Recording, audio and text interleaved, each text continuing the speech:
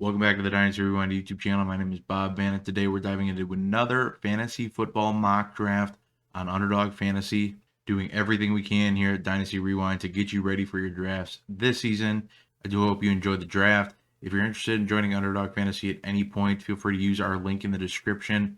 You'll get a $25 kickback when you make your first deposit when you use the promo code REWIND. That'll get you into 5 of the puppy drafts completely free or into one of the Best Ball Mania drafts completely free.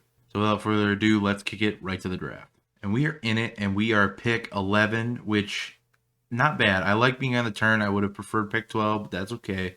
I will say that real quick as a disclaimer, I am doing this draft on Wednesday before this draft, solely because heading to Canton with the boys for the Fantasy Football Expo, and I wanted to make sure that I had time to do this draft, edit, and get it to you guys by Monday. So if there are any picks where players got injured over the weekend and I'm hyping them up, please know that check the comments or check the description box below. I'll do my best to update those if anything happens where like, oh, well, that draft pick obviously doesn't make sense anymore. Drafting a little earlier than I would like to for a mock Monday. Usually I like to draft either Saturday or Sunday, but with preseason coming out, stuff's going to be changing at a rapid pace. So we are in it. We are ready to go. Christian McCaffrey off the board 101. No surprise there. I'd imagine we'll see probably the top 5 running backs go into session. And then it'll kind of be a toss-up with those wide receivers, tight end. Aaron Jones likes to get up into that mix too. So we'll see what happens. If anything crazy happens, I'll always keep you guys updated on my thoughts.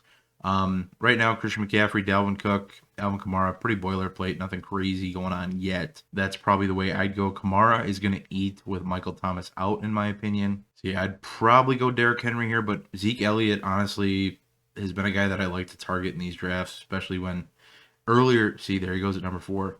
Earlier in the offseason, he was going at quite a value. I mean, I think I got him at the 111 in a draft, and I was laughing all the way home. But so, yep, we see the big 5 running backs go off the board, which is pretty typical. I'm going to, if I can, I might double tap wide receiver here. I've been noticing more and more in drafts that receivers are going sooner and sooner, and that's cool and all, but man, I hate getting into like the 8th, 9th round and drafting my wide receiver 3 or 4. And I'm just like, I don't even like this guy anymore. So I want to try to kind of get wide receivers a little earlier, but not abandon running back completely. I'm going to avoid tight end. I'm going to punt tight end completely until the end. Quarterback probably the same. I'm really going to focus on running backs and wide receivers in this draft. And I really do think that that's the method to really win leagues this year. So yeah, pretty much going straight up the whole way, ADP wise, as it would suggest. We go with the top 5 running backs: Kelsey, Hill, Adams.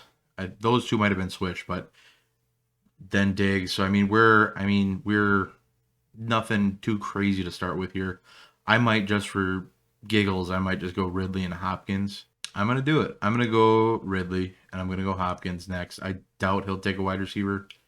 Maybe, never know. I doubt it with Jones and Eckler sitting there. I doubt he will. So we'll go Ridley first. I love Ridley this year. Julio Jones leaving town. He's the clear-cut one there. So Kyle Pitts will take some attention away from him, but also take some targets and valuable touches away. But at the end of the day, Calvin Ridley's an absolute stud. I mean, we've seen him without Julio Jones, and I mean, he's, not like Juju a couple years back where he completely faltered.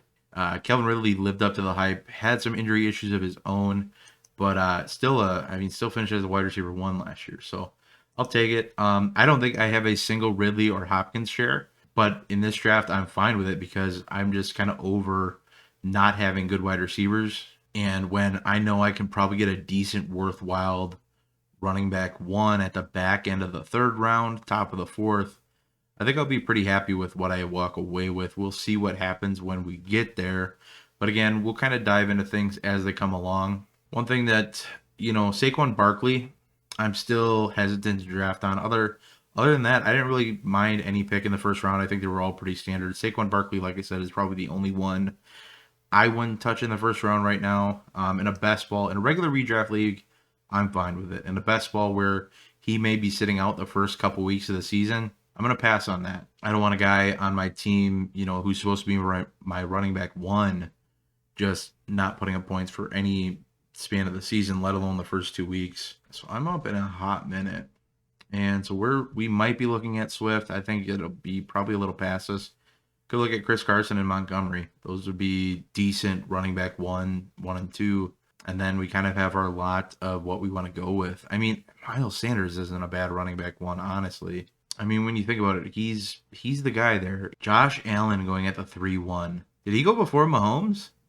Wow. Okay, well there's a pick to talk about. Josh Allen at the 3-1 is pretty crazy, honestly. For a guy who has CMC, Terry McLaurin, and Josh Allen, interesting tactic, to be honest. But hey, man, to each their own.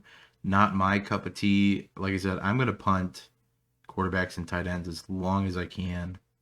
As long as I feel comfortable. Allen Robinson's such a good value in the 3-4. Finish pretty much every season he's been healthy. He's finished as a top 10 wide receiver. So for me, Allen Robinson there, pretty awesome. Keenan Allen, kind of the same way. Mike Evans, same way. Top, I think 14 to 15 in PPR leagues. So like I said, we might have a shot at DeAndre Swift. I wouldn't bet on it. People still do like to go RB heavy a little bit, but there's a chance. I mean, otherwise we'll look at Carson, and then maybe we'll look at one of the other wide receivers to go with to add to our already studly group of wide receivers. See, Montgomery going before Swift even and JK. I would take Swift and JK, honestly. In this case, I'd take either one of them. There goes Patty Mahomes. So, I mean, we're going to be probably looking at a pretty good player here. You see Kittle go. So, yeah, we'll have a crack at one of those running backs. I'll take either one. I will take both of them. Man, what a day. I'm going to go JK. I think he has a little more safety. Also not dealing with an injury already. So, whereas DeAndre Swift has been missing some pretty significant time with a groin pull, I believe. Still limited as of 2 days ago. That's a little cool thing, too. They have little news blurbs. And this little slider I like a lot, too. I like to, use it to kind of predict my opponent's picks. I think we'll honestly go with Chris Carson as our RB2 over DeAndre Swift. Like I said, I don't want to draft a player who's already dealing with injuries. So I'm going to put Chris Carson in the queue, and we'll go ahead and draft the guy. Now, we'll get two strong running backs, and we'll go 2 and 2 to start. So we'll rock J.K. Dobbins and Chris Carson with Calvin Ridley and DeAndre Hopkins. Not a bad shake to start the draft with, if you ask me. I'm really curious to see how the board will fall in the time being. Like I said, stay away from tight ends, quarterbacks. I'm not bothering with those guys right now. I really just want running backs and tight ends. I don't want to spend, in a best ball, what I've learned, don't spend premium picks unless they're extreme values on players that you only need one of. I need to start 2 running backs every week. I need to start 3 wide receivers, and then I need to start a flex. So really, I should be putting a ton of capital into running back and wide receiver. And when I only have to start 1 tight end and 1 quarterback, it's a non-super flex, non-tight end premium of any kind. So, honestly, I get the whole rushing upside and all that, but I just think I'm going to be a lot happier with my points above replacement when I look at a late round quarterback versus a 4th round quarterback or an early 3rd round quarterback. I think I'm going to be a lot more pleased with my team outlook at the end of things. See, now what we're doing, we're already basically setting a pattern for reaching on quarterbacks, which is not going to be great for me because it kind of hurts my strategy, because if people start reaching on quarterbacks, granted, those players probably aren't going to reach for a second quarterback anytime soon. So it might, but it's going to force other people to kind of bump quarterback up their board because they're probably not looking at it situationally like that. Let's go in CMC, Josh Allen, Terry McLaurin, and Chase Claypool. An interesting build to start your draft with, if you ask me, but hey, to each their own. You never know how that might turn out. I wouldn't do that, but not something I'd recommend doing either. See, I mean, Dak, usually a 6th round pick, going in the 5th now. I mean, this is kind of crazy. We've had Dak, Lamar Jackson, Kyler Murray, Patty Mahomes, and Josh Allen already go off the board. Well, I mean, by the top of the 5th, that's kind of a lot. But, I mean, we're kind of falling out of a quarterback tier now where Russell Wilson's the next one up, and, I mean, he's a handful of picks on the board. Mark Andrews, fine pick. Like I said, I'm not targeting tight ends this early. Probably look at, like, the 10th, 11th, 12th round, hopefully. Quarterback, same deal. Jamar Chase, not getting great news out of camp. Don't overreact yet until we see it in the preseason, but all the issues, we kind of highlighted on the Dynasty Rewind team, trouble separating, but super competitive with the ball in the air, physical player, but with that lack to separate, a speed freak and everything and super athletic, but just can't separate. That type of player reminds me a heck of a lot N'Keal Harry, and that is something I'm not a fan of. That's a massive value. Miles Sanders at the 5.7. That is an awesome, awesome value. I'm all about it. If I can somehow get Brandon Ayuk here, I'm gonna be a very happy boy. There's no way it happens though. He's gonna get autoed right here. Yeah, well, he didn't get autoed, but we picked him. I mean, I'll take T. Higgins here too. I'd rather have him honestly over Jamar Chase at this point. So I might go T. Higgins here. I'll take T. Higgins. I'll buy that dip. So I would recommend y'all do the same. The Higgins dip is very, very real. Everyone assumes that with Jamar Chase in town, it's going to be the Jamar Chase show, and it's like, well, you guys automatically assume that Jamar Chase has all this chemistry. But at the end of the day, it's like, T. Higgins played most of the year with Joe Burrow, and they came in as rookies. And that's kind of, in my opinion, that's a similar bond to being former college teammates, won a championship together. Ah, man, unfortunately, Jerry Jeudy goes. I'm not big on Kenny Galladay. I'm gonna stay away from him, especially since he's a guy who already has injury concerns. Looking down the board a bit, man, I'm gonna have to reach if I want to play ball. This is kind of where I kind of get into that. Well, let's draft a tight end, but I'm gonna go Kareem Hunt. A lot of that, I think Kareem Hunt is still one of the best running backs in the league. Had a lot of running back 1 weeks last year with Chubb on the field. So I think that's a team that's going to live and die by that running back room. And this is part of why I'm off Baker a lot, and I'll touch on that if he goes earlier than he should. But you look at the wide receiver finishes and where they're being drafted. You look at Odell Beckham, who, albeit coming off an ACL tear, where would he be going if he was healthy? I doubt that much earlier than the 5.12. But then you look at Jarvis Landry, who is a handful of scrolls down the board. Yeah, he's nowhere to be found. But I'm sure I scrolled right past him. You look at those guys versus the running backs who, I want to say Kareem Hunt was a RB2 last year. Nick Chubb was an RB1, or damn close to it. On limited games. So I just think that Kareem Hunt as my RB3. I wish I could have gotten a better receiver there. Like, I'm already going to be not wild about my wide receiver room unless I can go back to back with some really good wide receivers on the next pick. There's Jarvis Landry. I knew he was down here somewhere. So like I might be looking at going running back wide receiver again, although I would like to go 2 wideouts, but ultimately it really depends on what's there. I'm not going to make a not great pick just for the sake of making a not great pick. Another thing I like so far, all of my top 6 players are not sharing a bye week. Pretty pumped about that. Somebody to keep an eye on, Javonte Williams, was getting a lot of word early in camp that like this is going to be the guy. He's going to be the RB1 to start the season. And so far it's been there's been a lot of reports that Melvin Gordon is not actually giving up the role. He's going to have first crack at the running back 1. He's going to start the season. How long that remains the case is yet to be determined. I talked about Raheem Mostert a little bit with Sean, and like I can't fault people for drafting him. He's somebody that's off my board. I just don't want somebody on my team who I'm always going to be like, oh, is he going to make it through the whole game? And if he manages to start all 17 games, he's an RB1. He might be the RB1, honestly, in that system. I think, and where you're drafting him, it's not a huge risk either. So, all right, so if I scroll down the board, I'm going to ignore quarterbacks here, ignore any injured players or questionable players. So that puts me around Damian Harris, Michael Carter, and I'm leaning Harris solely because of the fact that it went. Or actually, just kidding. Michael Carter wouldn't line me up a bye week. I'm going to go Michael Carter here.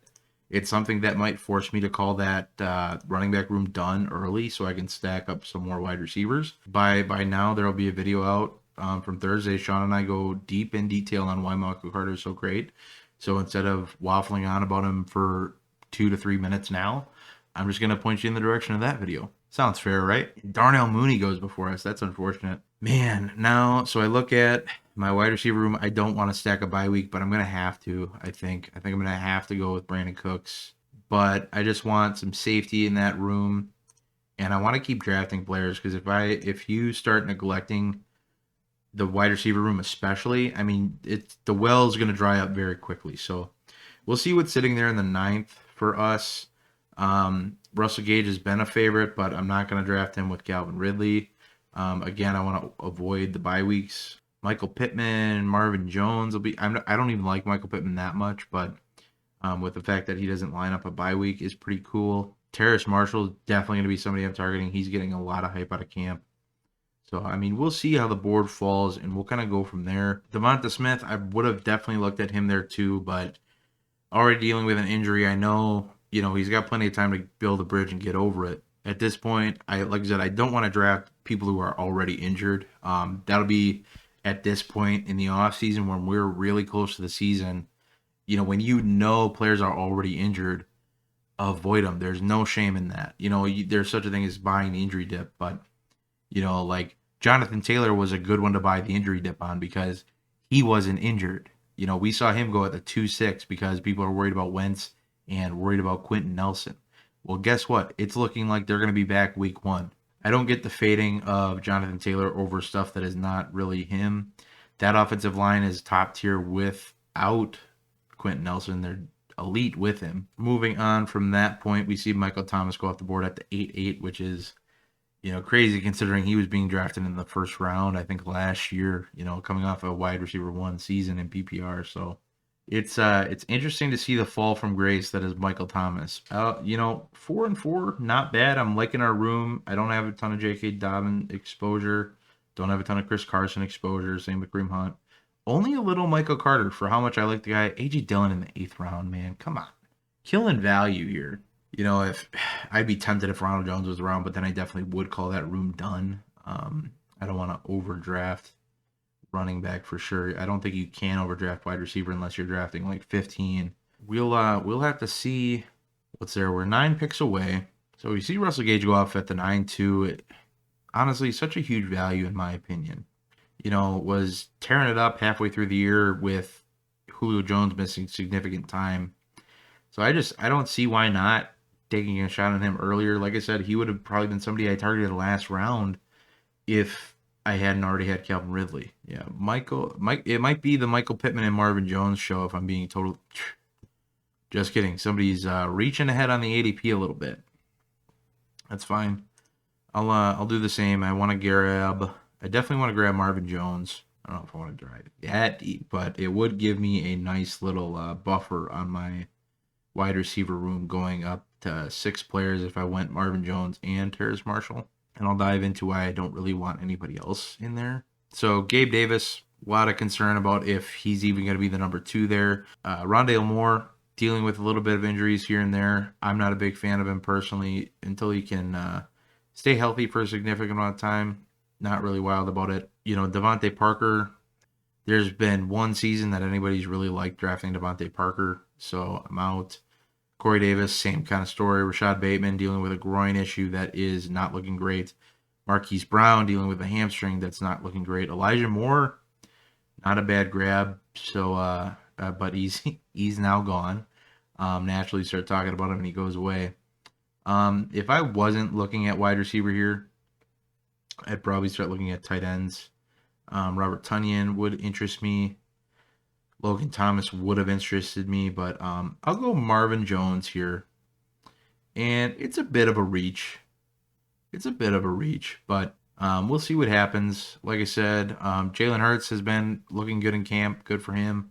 Like I said, I'm not a fan of Jalen Hurts. His ADP's kind of calmed down a little bit, so I can live with it a little more. I still don't think he should be going ahead of Matthew Stafford, Trevor Lawrence, Justin Fields. Justin Fields maybe just because he's not the starter. But I mean, I'm just not too wild about it. Let's do it. We're gonna double up on our wide receiver room and get ahead of this thing. Terrace Marshall getting a lot of hype out of camp. He's been the wowing factor. Robbie Anderson missed time the other day, and he slotted right in and impressed. Robbie Anderson didn't miss for any injury. It was just a personal day, I guess. I'll take my shot on Terrace Marshall, somebody who I've really grown on in the last 2 weeks, let's say. And somebody I want to get a little more shares of, especially his ADP's definitely crept up. I want to say he was probably closer to a 13th round pick about a month and a half ago.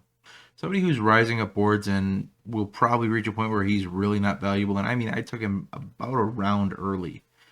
So I think with our next pick, we can kind of start looking at quarterbacks and tight ends. A couple of teams without quarterbacks, some teams with two quarterbacks already. More power to you, bud. But yeah, it looks like there's only 3 or 4 teams without quarterbacks. Yeah, actually, it looks like it's only Carter Burr and me now.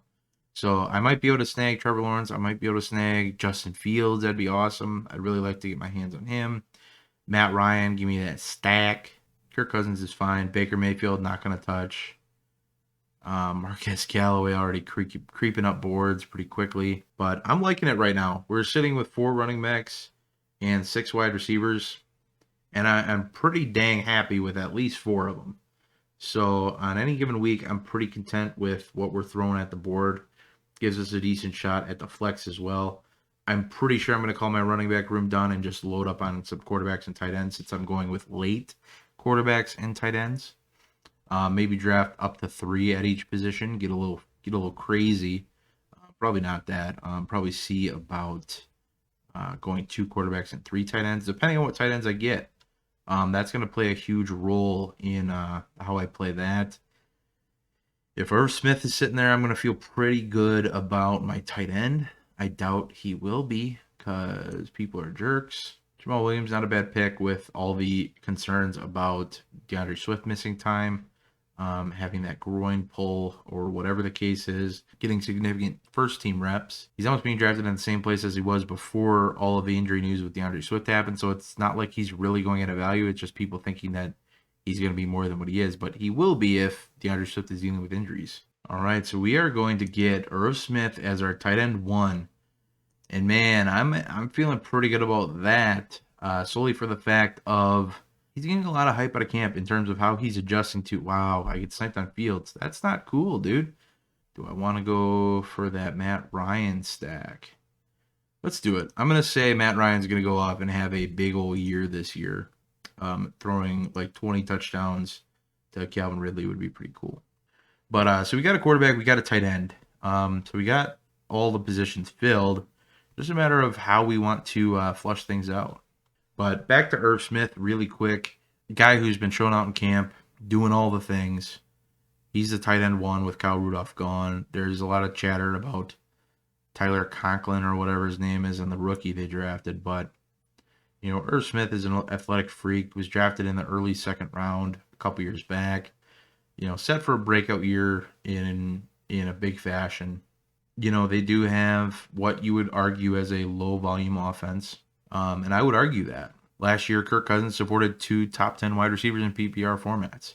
Back in 2016, he did the same thing with Stephon Diggs and Adam Thielen.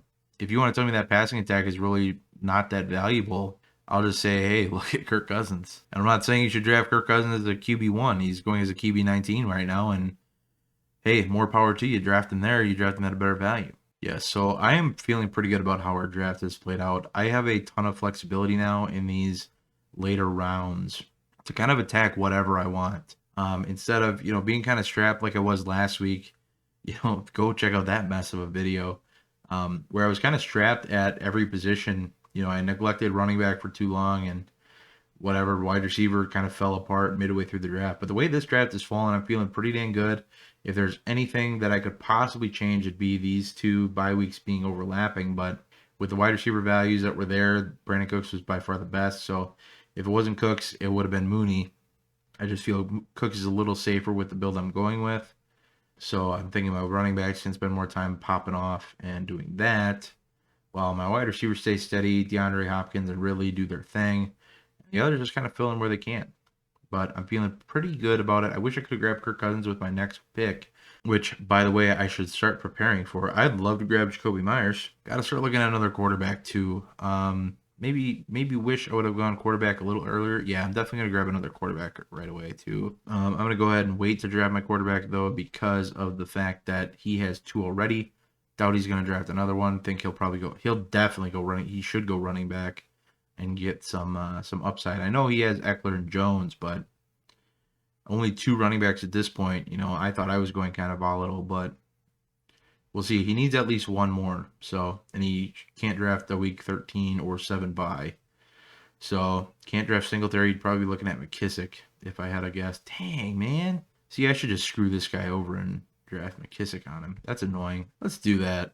I'm going to go ahead and grab my last running back and grab McKissick just to make his day more difficult because I think he wanted him. Hopefully that puts him in a tough spot because I got sniped on Myers and that's who I really wanted. See, I kind of wish I would have gone tight end instead of McKissick to try to ruin this guy's day.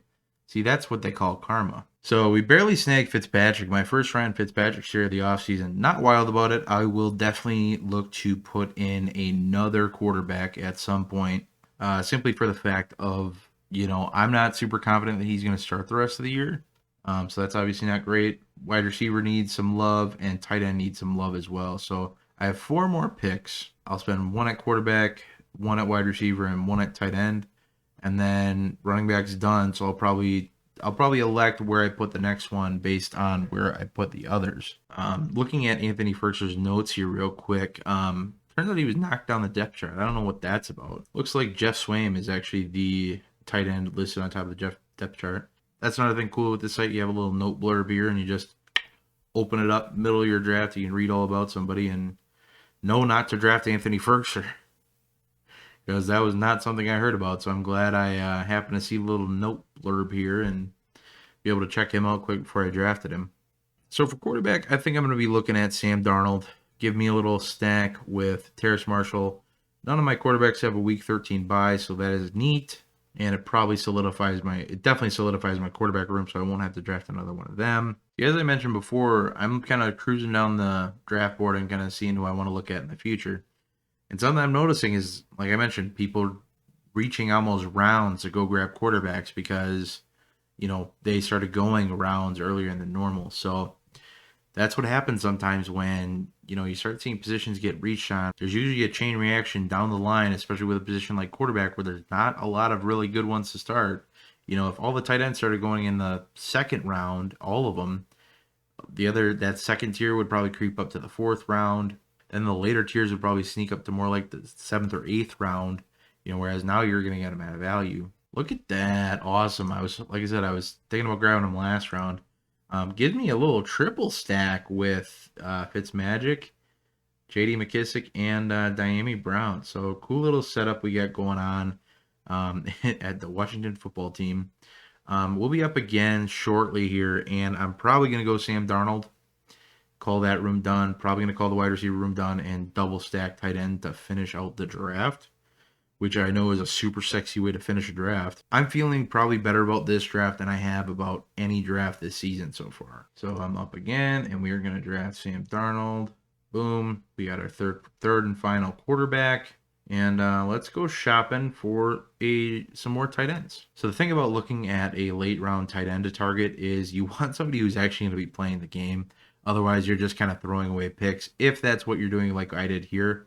I started kind of late with Irv Smith, and then I punted it till the very last rounds. So I want to draft Dan Arnold, who's getting reasonable hype out of camp. I want to start with Dan Arnold, who's getting some reasonable hype out of camp. One of the standout performers, blah, blah, blah. Overall, makes Arnold a worthwhile option to monitor as we lead up to the regular season. And then, we have Hayden Hurst, who is pretty much being forgotten about on that offense. He's in a contract year now. They did not pick up his option. But he's going to play. And I think people are just automatically assuming that, with Kyle Pitts, being in the mix, and there goes Dan Arnold. That sucks. I really was hoping to get him. Now I got to go back into the shop and see what I can find. Yeah, I'm noticing a lot of tight ends kind of flying off the board here lately. O.J. Howard would be somebody I'm looking at. But the fact of the matter is with, Gronk there, Brate's still there. Great wide receiver core. There's going to be work to go around. It's just how much he can actually get. He's been kind of disappointing now coming off an Achilles injury.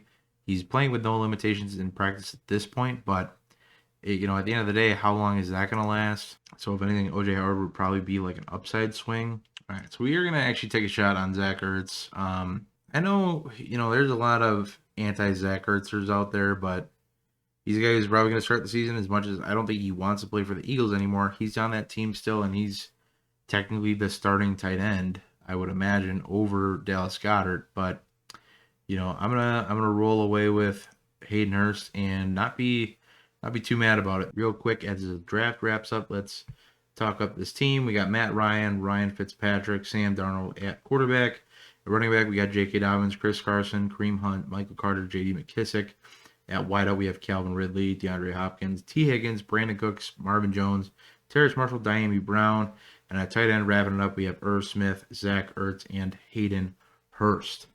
Honestly, more than likely my favorite best ball team that I've ended up with this offseason. I'm not wild about the quarterback room, not wild about the tight end room, but I'm very confident that my wide receivers and running backs can carry me through the season. That is it for the draft, everybody. Thank you so much for watching. I do hope you enjoyed. If you did enjoy, please leave a like and check out these other videos on the channel. I'd really appreciate it. And also, if you could do me a favor down below and let me know what you thought of the draft. What was your favorite pick? What was your least favorite pick? And is this a strategy you're going to implement in your drafts this season? If you want to get into some best ball drafts with me over on Underdog, please use the link in the description below. Use promo code REWIND when you check out. You'll get a $25 kickback that you use for either of the big drafts or any draft you want. I hope all of our fantasy players get through week 1 of the preseason unscathed. That is it from me today. Y'all have a good one.